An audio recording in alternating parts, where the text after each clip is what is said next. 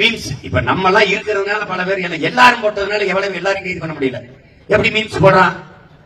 ஏய் மச்சான், யாரு என் தம்பி சந்தானம் கேட்கிறான் உதயநிதி கிட்ட, மச்சான் எனக்கு ஒரு 5 லட்சம் வேணும்டா அப்படின்னு. அப்படியா மச்சான், இந்த கலாச்சாரத்துக்கு செத்து போய் எங்க அப்பா 10 லட்சம் கொடுப்பாரு. மீன்ஸ் போட்டு பங்காளி வடிவேல் யாரையும் கூப்பிடுறாரு, ஏய் மாப்பிள அங்க போகாத, ஒண்ணும் கிடையாது, டாஸ்மார்க் போத, இங்க வா, கள்ளச்சாராயம் 10 லட்சம், இங்க வா,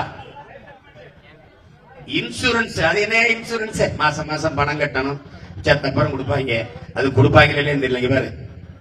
ஒரே நொடி சாராயம் குடிச்சு போனோம்னா 10 lakhs இமிடியேட்டா கிரெடிட்.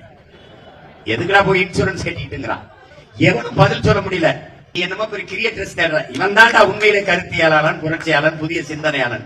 அவனுக்கு பதில் சொல்ல துப்பு இல்ல, உடனே கைது, இரும்பு கரம். இதுக்கெல்லாம் இரும்பு கரம் வரும். காய்ச்சினவனுக்கு அப்படியே போய் தடவி கொடுத்துட்டு வருவது.